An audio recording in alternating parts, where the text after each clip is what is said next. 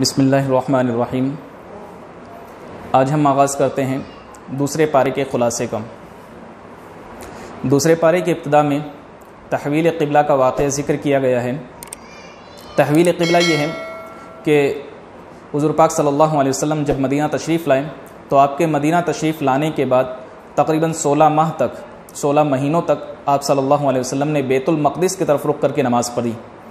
تو آپ صلی اللہ علیہ وسلم کی دلی چاہت یہ تھی کہ بیت اللہ کو قبلہ بنا دیا جائے۔ چنانچہ اس چاہت کو حضور پاک صلی اللہ علیہ وسلم کی اس چاہت کو، اس دلی خواہش کو، شدت اشتیاق کو پسند کیا گیا اور اللہ تبارک و تعالی نے یہ حکم دے دیا کہ کعبۃ اللہ کو قبلہ بنایا جائے۔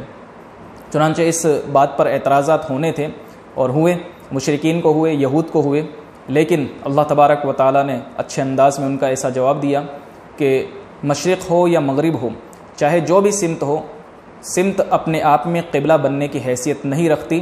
یہ تو اللہ کا حکم ہے جو ہمیں ماننا ہے اور جس کو ماننے کے لیے ہمیں اللہ تبارک و تعالی نے مکلف بنایا ہے۔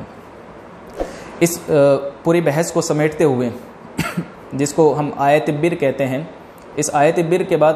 ابواب بر شروع ہوتے ہیں۔ ابواب بر کہتے ہیں نیکی کے باب، یعنی بہت ساری نیکیوں کا تذکرہ کیا ہے، جس میں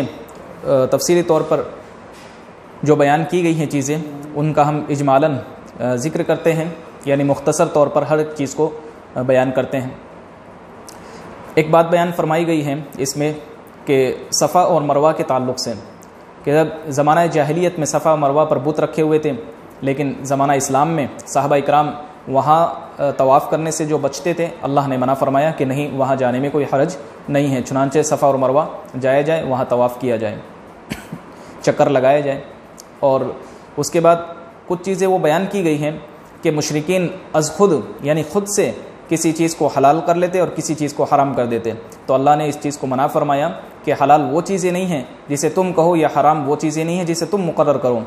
حرام جو اللہ مقرر کرے وہ چیزیں حرام ہیں، اور جس کو اللہ اجازت دے وہ چیزیں ہمارے لیے حلال ہیں۔ جیسے اللہ نے تذکرہ بھی فرمایا، بہتا ہوا خون ہے، خنزیر کا گوشت ہے، یا غیر اللہ کے نام پر ذبح کیا ہوا کوئی جانور ہے، یہ تمام چیزیں، اور اس کے علاوہ مزید جو احادیث میں، قرآن کریم میں جگہ جگہ موقع پر بیان فرمائی ہیں، تو وہ چیزیں ہمارے لیے جن کی نشاندہی اللہ تبارک و تعالی نے فرمائی ہے وہ چیزیں ہمارے لیے حرام ہیں، اور باقی اس کے علاوہ جن کی اجازت دی ہے اللہ تبارک و تعالی نے وہ ہمارے لیے حلال ہے۔ غرض ہے کہ کسی انسان کے حلال اور حرام کرنے سے حلال اور حرام نہیں ہوتی، وہ صرف اللہ تبارک و تعالی کی ذات کو اختیار ہے، جسے چاہے حرام کرے اور جسے چاہے وہ حلال کرے، اور وہ حکم ہمارے لیے ماننا ضروری ہے۔ اس کے بعد بیان فرمایا گیا کہ قصاص ہے۔ قصاص کہتے ہیں جان لینے کو، یعنی جس میں اللہ تعالیٰ کی طرف سے ایک عدل بھی ہے، انصاف بھی ہے، اور ساتھ ساتھ میں رحمت بھی ہے۔ عدل تو یوں ہے کہ قاتل اگر مقتول کو قتل کیا ہے تو مقتول کے ورثہ کو قاتل سے بدلہ لینے کا حق ہے، تو وہ تو ہو گیا عدل، یعنی اس میں انصاف کا تقاضا ہے کہ جان کے بدلے میں جان لی جا رہی ہے، اور اس میں کوئی تفاوت نہیں دیکھا جائے گا، چاہے مقتول قتل ہونے والا کتنا چھوٹا آدمی ہو یا قتل کرنے والا کتنا بڑا آدمی ہو، حسب و نسب کے اعتبار سے بڑا ہو یا زمین و جائیداد کے اعتبار سے ان کے درمیان میں ڈفرینس ہو، تفاوت ہو، اس کسی چیز کو نہیں دیکھا جائے گا، جان کے بدلے میں جان۔ یہ اللہ تبارک و تعالیٰ کا فیصلہ ہے جو عدل ہے، انصاف ہے۔ اور اس کے ساتھ ساتھ اللہ نے حکم دیا ہے کہ مقتول کے ورثہ اگر چاہیں تو قاتل کو معاف بھی کر سکتے ہیں اور دیت بھی وصول کر سکتے ہیں، تو چنانچہ اس میں رحمت بھی ہے، اللہ تعالیٰ کی طرف سے دونوں چیزیں بیان فرمائی گئی ہیں۔ اس کے بعد میں مرد کو، عورت ہو، مرد ہو، انسان ہو، کوئی بھی انسان ہو جو قریب الوقت ہو، قریب الموت ہو، جس کا موت کا وقت قریب ہو، اسے چاہیے کہ اپنے مال میں وراثت اور وصیت جاری کر دیں۔ اور اس کے ساتھ ساتھ میں ایک چیز بیان کی گئی ہے جو روزوں سے متعلق ہے، اور رمضان المبارک کا پاک مہینہ ابھی چل رہا ہے، کہ انسانوں پر، اے لوگوں، اے امت محمد صلی اللہ علیہ وسلم، تم پر روزے فرض کیے گئے، نہ یہ کہ صرف تم ہی پر کیے گئے بلکہ تم سے ما قبل، تم سے پہلے بھی امتوں پر کیے گئے۔ اور ان روزوں کا مقصد یہ ہے کہ ہم اپنے اندر تقوی پیدا کریں، اللہ کا خوف پیدا کریں، اپنے دل میں اللہ کا ڈر پیدا کریں، اور اس کے ساتھ ساتھ میں انسانی احساسات بھی ہمیں اس سے پتہ چلتے ہیں۔ اسی کے ساتھ میں حج کے موضوع کو چھیڑا گیا ہے۔ حج کا عنوان یہ ہے کہ اللہ تبارک و تعالی ایک ایسا مظاہرہ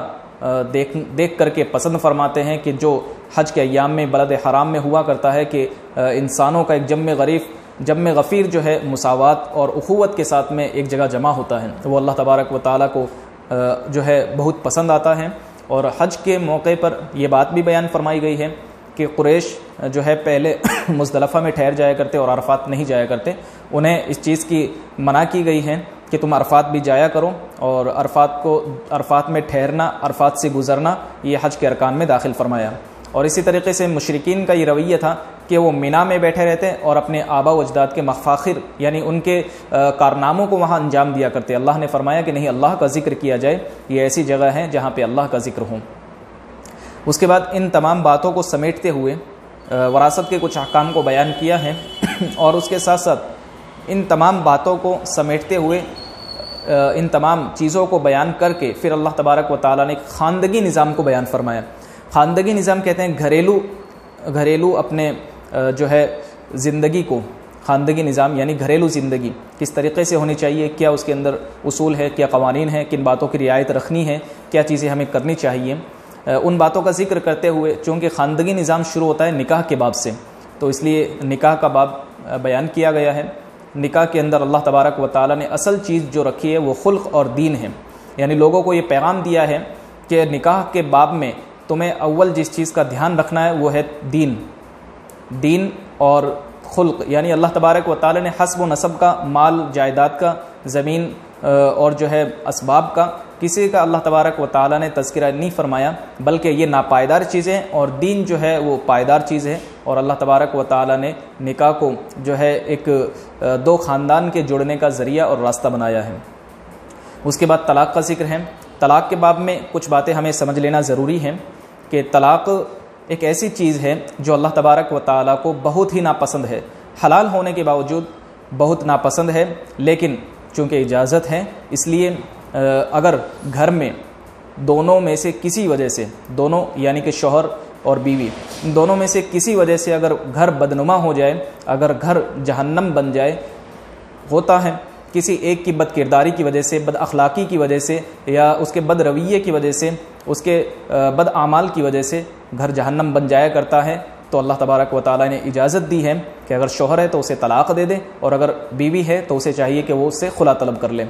تو آج کل اسلامی کورٹ بھی ہے، اسلامک عدالتیں بھی ہیں جہاں پہ فیصلے ہوا کرتے ہیں، ہمیں چاہیے کہ ہم اپنے فیصلوں کو وہاں سے صلح کروائیں۔ اس کے ساتھ بیان کیا گیا ہے کہ متوفی عنہا زوجہا، یعنی کسی کے شوہر انتقال کر جائے تو اس کے لیے عدت 4 مہینے 10 دن ہے، اور کسی کو طلاق ہو جائے تو اس کی عدت جو ہے 3 ماہ یعنی 3 حیض ہیں۔ حیض کے متعلق یہ بیان فرمایا گیا ہے، حیض یعنی ماہواری کے ایام، ماہواری کے ایام میں اسلام کا ایک معتدل رویہ ہے،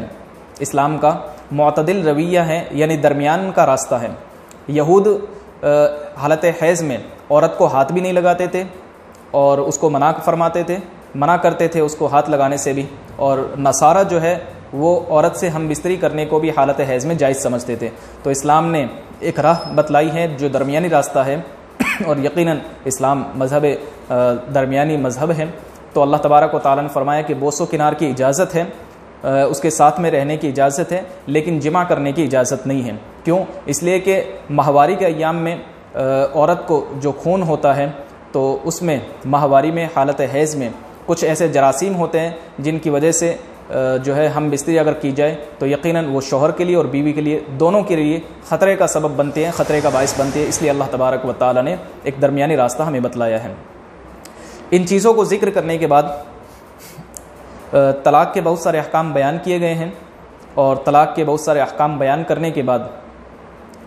جو ذکر کیے گئے ہیں 2 قصے وہ آپ حضرات کی خدمت میں پیش کرتا ہوں کہ ایک تو وہ قصہ ہے اس قوم کا کہ جو طاعون بیماری کی وجہ سے اپنے گھروں سے بھاگ گئے۔ جب بھاگ نکلے تو اللہ تبارک و تعالیٰ نے ہمیں یہ پیغام دیا اس میں کہ انسان کی جو تدبیر ہے، انسان کی جو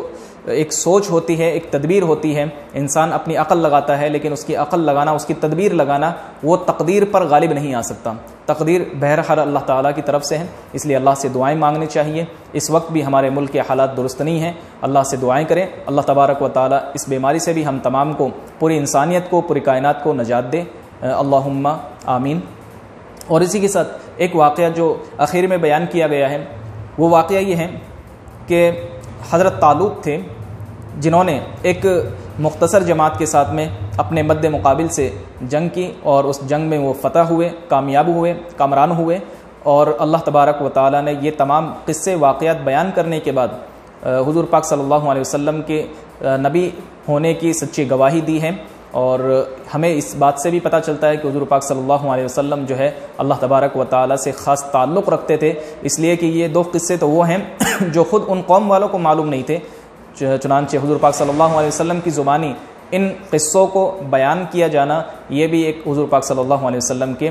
سچے رسول ہونے کی گواہی شہادت ہے۔ اللہ تبارک و تعالیٰ ہمیں کہی ہوئی باتوں پر عمل کرنے کی توفیق نصیب فرمائیں۔ یقیناً آپ کو یہ قصہ خلاصہ سمجھ آیا ہوگا، آپ کو بھی چاہیے کہ آپ ہمارے لیے دعا کریں اور ان واقعات کو، ان قصوں کو، ان خلاصوں کو جو بیان کیا جا رہا ہے آپ کے سامنے، اسے شیئر کریں۔ اللہ تبارک و تعالیٰ ہم تمام کو عمل کرنے کی توفیق نصیب فرمائے۔ اللہ تعالیٰ آپ تمام کو خوش رکھے، آمین۔